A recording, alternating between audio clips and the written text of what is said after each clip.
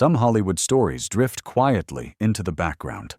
Others return years later, heavier and more unsettling than anyone expected. And now, at 62, Demi Moore is speaking with a level of honesty she never allowed herself in her younger years.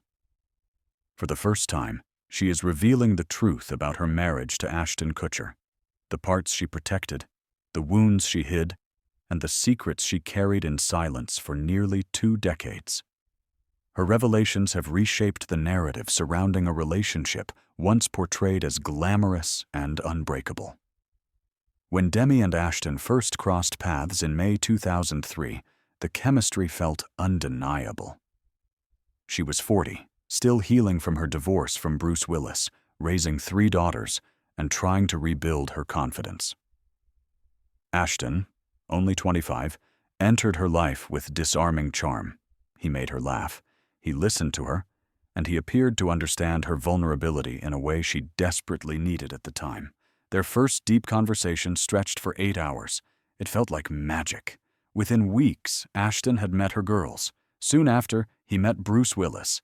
Hollywood was stunned by how effortlessly they blended their families. By the time they married in September 2005, the public saw them as one of the strongest, most modern couples in the industry. But long before the wedding, a devastating event had already carved a wound in their relationship. Demi became pregnant in 2003 and tragically lost the baby 6 months into the pregnancy. They had already chosen a name, Chaplain Ray. The loss shattered her.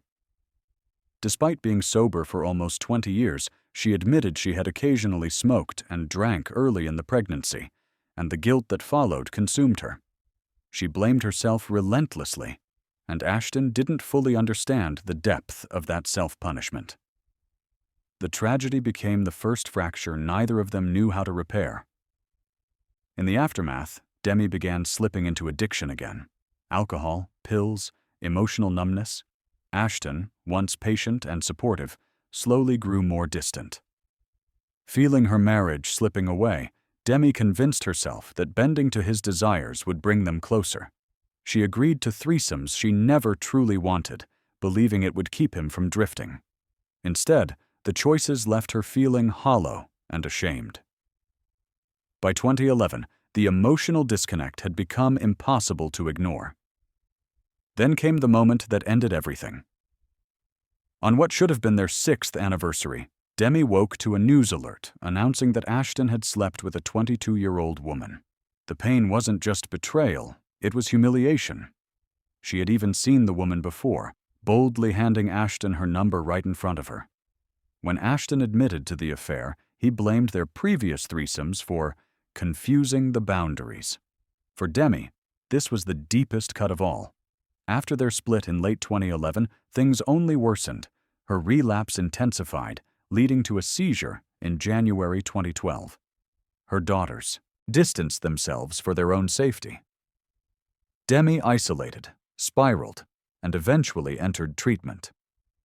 Her long climb back forced her to confront a truth she had buried. She had silenced herself to preserve a relationship that was already broken.